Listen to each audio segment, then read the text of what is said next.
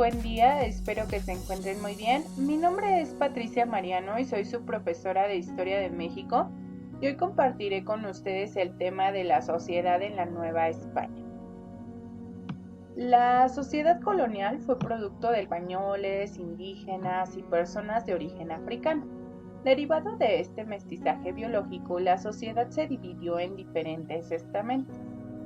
Durante el virreinato de la Nueva España hubo una gran desigualdad social y la calidad de vida estaba determinada por la clase social a la que pertenecieras y con ella el acceso a ciertos derechos. En un primer momento se distinguen dos grupos, uno que es el de República de Indios y otra llamada República de Españoles. Vamos a explicar cada uno de ellos. Vamos a iniciar con los españoles peninsulares, es decir, aquellos que venían directamente de España y ocupaban los grandes cargos, como el de virrey, oidores, jueces, militares y eclesiásticos. Controlaban el comercio, tenían las mayores fortunas y además contaban con tribunales especialmente para ello. Por otro lado estaban los criollos, es decir, los españoles que nacieron en Nueva España. Ellos comenzaron a consolidar su fortuna en haciendas, en actividad minera, pero fueron excluidos de los grandes cargos políticos, aunque llegaron a algunos de ellos por medio de la compra de los mismos. Había criollos que no tenían grandes fortunas y eran dueños de negocios pequeños como obrajes o panaderías. Por otro lado estaban los mestizos, que son el antecedente del mexicano actual. No eran muy aceptados ni por los españoles criollos o peninsulares, ni tampoco dentro de los grupos indígenas. Algunas veces recibían educación al modo español, pero no podían ocupar cargos políticos, administrativos o religiosos. Tenían diferentes oficios como ser artesanos, carpinteros, albañiles, etc. Ahora hablaremos de los indígenas. Debemos distinguir que hay dos grupos de ellos. Uno era el de los antiguos nobles indígenas, que después de la conquista ayudaron al control del pueblo de indios. Sobre todo, los que ayudaron a Cortés en la conquista española, como fueron los tlaxcaltecas y los texcocanos, van a conservar sus privilegios, incluso se van a adaptar mucho al modelo de los españoles. Por otro lado estaba pues ya el pueblo común de los indígenas, que solía vivir en los pueblos de indios o a las afueras de las grandes ciudades, en pequeñas casas, traspatios, obrajes o panaderías donde trabajaban. ¿Sabías que cuando llegaron los españoles a América se llegaron a preguntar si los indígenas tenían alma? Los consideraban flojos, incultos, inferiores y salvajes, que andaban desnudos y no sabían trabajar. Incluso los comparaban con los animales. Fray Bartolomé de las Casas fue uno de los defensores de los derechos de los indígenas, indicando que efectivamente sí tenían alma y que por ello no debían ser maltratados. Sin embargo, esta posición hizo que muchos españoles abusaran de la mano de obra indígena. Muchos de ellos fueron maltratados y de hecho los indígenas llegaron a pintar códices para denunciar estos hechos. Ahora hablaremos de los hombres que llegaron a Nueva España. Estos ya venían en condición de esclavos de los españoles. Venían de diferentes partes de África, como el Golfo de Guinea, Senegal, el Congo, Angola o Sudán. En un principio trabajaron en la agricultura, pero posteriormente fueron utilizados para el trabajo en la minería y los ingenios azucareros. Llegarían a nuestro país un total de 250,000 africanos.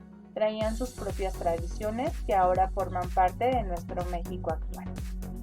Pero no solo había esclavos africanos, también llegaron esclavos asiáticos. Arribaron al puerto de Acapulco a través de los barcos que venían del puerto de Filipinas y Manila, sobre todo en la Gran Nao de China, que transportaba productos asiáticos y también esclavos. De ahí viene la historia de la China poblana, que seguramente alguna vez tú escuchaste, que al parecer era una princesa hindú, raptada por piratas portugueses. Fue esclava de doña Margarita de Juárez, esposa de un virrey de Nueva España. ¿Sabes cuánto costaban estos esclavos? costaban entre 200 y 450 pesos de la época. Los esclavos asiáticos trabajaban en los puertos, en las haciendas de cacao y palma de coco en Acapulco. Ahora hablaremos de las castas.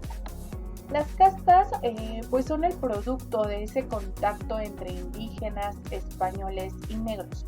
En el siglo XVIII, artistas plasmaron estas castas en cuadros. Cada una representa a una pareja y a su hijo. Mencionaban los nombres que se les daba a cada uno de ellos, aunque no se utilizaban formalmente. De hecho, en los archivos parroquiales al registrar el nacimiento no hay información de estos nombres. Sin embargo, estas pinturas nos dan idea de las costumbres, el estatus social, su vestimenta y sus oficios. Veamos algunos ejemplos. La primera pintura representa a una mujer española que procreó un niño con un negro. A este hijo se le denominaba mulato.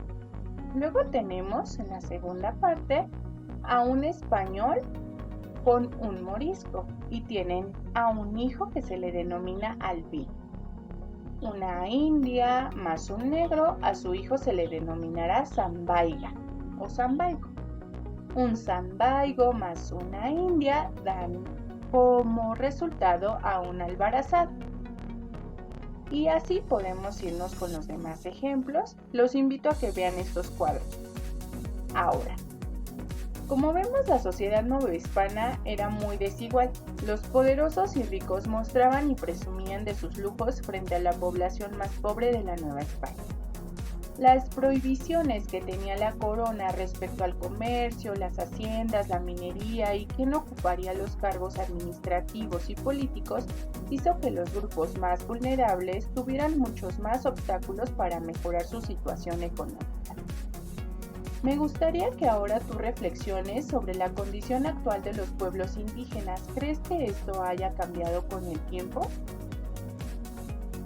Bien, y ya para finalizar, me gustaría darles una recomendación.